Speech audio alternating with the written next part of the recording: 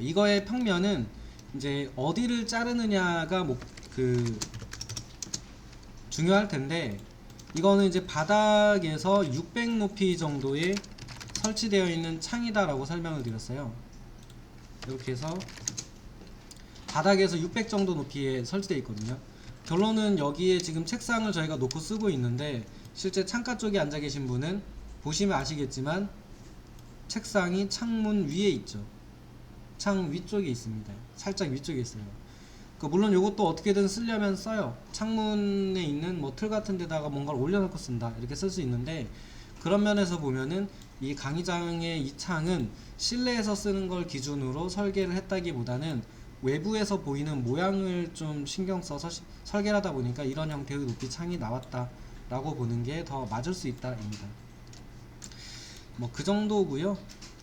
일단은 평면을 그린다 라고 하면 양 옆에 있는 제일 외곽선은 가지고 오시면 되고, 그 다음에 프레임이 이제 어디를 자르냐의 문제인데, 가장 먼저 아래쪽을 자른다 라고 생각해 볼게요.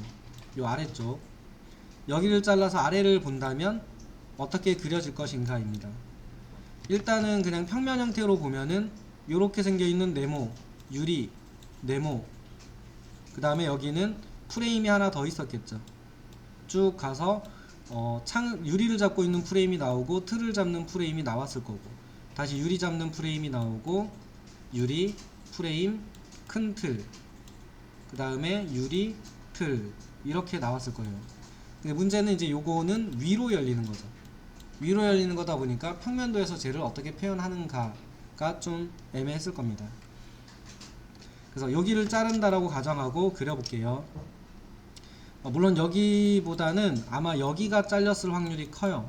실제로 도면을 그린다 그러면 여기를 잘랐다라고 가정하고 그렸어야 될 확률이 더 높습니다. 평면도는, 건축에서 평면도는 바닥에서 1.2m 또는 1.5m 이내 그 사이 정도 어딘가를 잘라서 아래를 보는 형태를 그리는 걸 건축 평면도라고 하기 때문에 그래요. 그래서 그리면은 어쨌든 프레임의 위치는 같은 곳일 거니까 수직하게 나뉜 위치는 같죠. 그러면 여기다가 선을 그려주고, 외부에 있는 틀의 크기를 45에 120 정도로 그립시다 라고 했으니까, 얘가 요 가운데는 중심으로 들어가면 되고, 여기도 중심으로 옮겨지면 되고, 요 끝에만 끝이죠. 이렇게. 그리고 여기도 같은 애가 있으니까 얘를 먼저 그려서 옮겨 놓을게요. 복사해서. 그러면 렉탱글로 그리셔도 되고, 옵셋 한 다음에 그리셔도 상관없죠. 그래서 옵셋해서 45, 120 정도 합시다 했으니까 60씩, 그리고 렉탱글을 그려주면 프레임이 하나 생길 거고요. 이거는 지울게요. 헷갈리시니까. 그 다음에 얘를 복사할 때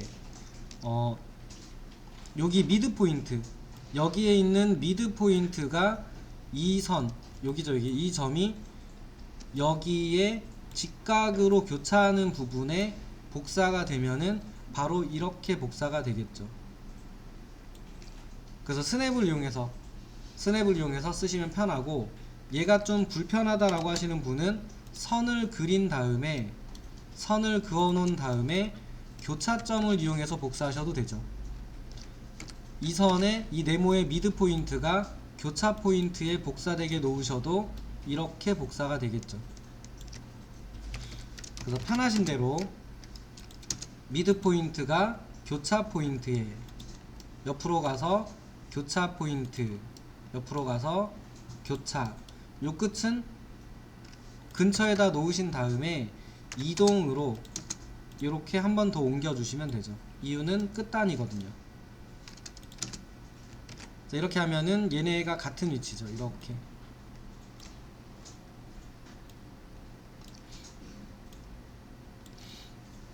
그러니까 결국은 기본 명령어를 얼마나 잘 활용하느냐예요. 그걸 어떻게 활용할 수 있게 보이느냐, 요 문제고요.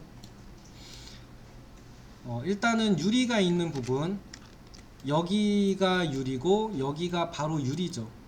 그러면 여기는 별다른 내용 없으니까 선, 끝에 와서 선, 그리고 외부에 보이는 인면선도 같이 그려줄게요.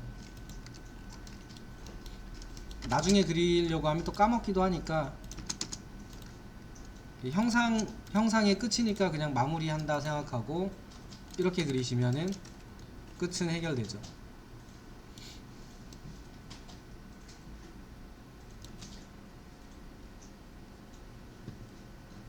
그 다음에 이제 내려가서 보면은 여기인데 여기는 이렇게 생겨 있는 거죠. 입체로 보면은 이렇게 생겨 있는 프레임 안에 이렇게 생겨 있는 네모 유리를 잡고 있는 틀이 쭉 지나가고 이렇게 생겨 있는 거죠. 이렇게. 그 다음에 여기는 다시 이렇게 생겨 있는 프레임이 있죠. 그래서 요 네모하고 선하고 그리시면 돼요. 이거의 크기는 35에 80 정도로 하자라고 했으니까 35에 80 정도로 저는 그리겠습니다. 그러면 렉탱글 80에 35 미드 포인트에 놓으면 될 거고요. 미드에 놓으면 가운데겠죠. 옆에는 복사하시면 되고 이렇게 복사하시면 되고 이 옆에는 안 그릴 겁니다. 왜냐면 이거 그린 다음에 통째로 복사해서 놓으시면 같은 크기니까 복사하시면 되겠죠. 그렇다면 유리를 그려주고 프레임 선 그려주고 외부에 있는 선도 그려주고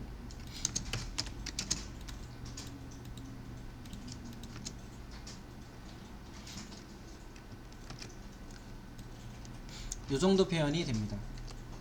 얘는 열려있는 상태로 그리기 어려워요. 그래서 요거는 평면도에 나타낸다기보다는 인면도에 어떻게 열린다를 나타내는 게 좋아요. 그러니까 이렇게 그렸을 때 이 창이 어떤 창이다 라고 더 인식되기가 쉽기 때문에 인면도에서 그리는 게 기본이고요.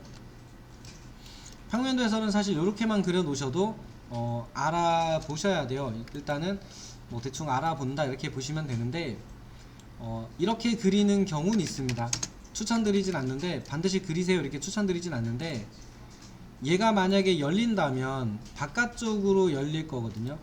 그러면 대충 얘가 열리는 위치를 이렇게 그려줘요. 이렇게. 그리고 이게 열리면 이렇게 열릴 거니까 여기에 여기에 경첩이 있겠죠. 그러면 얘는 이렇게 되겠죠. 그래서 요거는 꼭 그려야 되는 건 아닌데 굳이 평면에서 바깥쪽으로 열리는 기호까지 보여주고 싶다 그러면 너무 크지 않은 범위 내에서 이런 식으로 좀 그려주시면 편하세요. 얼추 느낌은 비슷하게 납니다.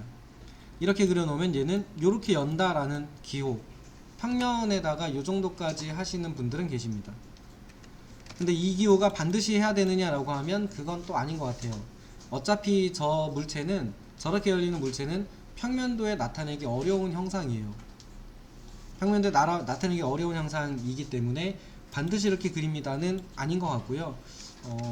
대부분은 요거 비슷하게 그려서 많이 쓰십니다.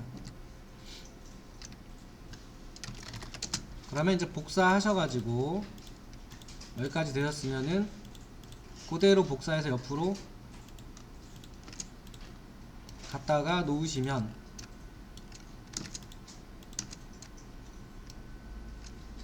얘가 이제 평면도에서 그 오른쪽에 있는 창의 하단 부분을 그린 도면 될 것 같아요.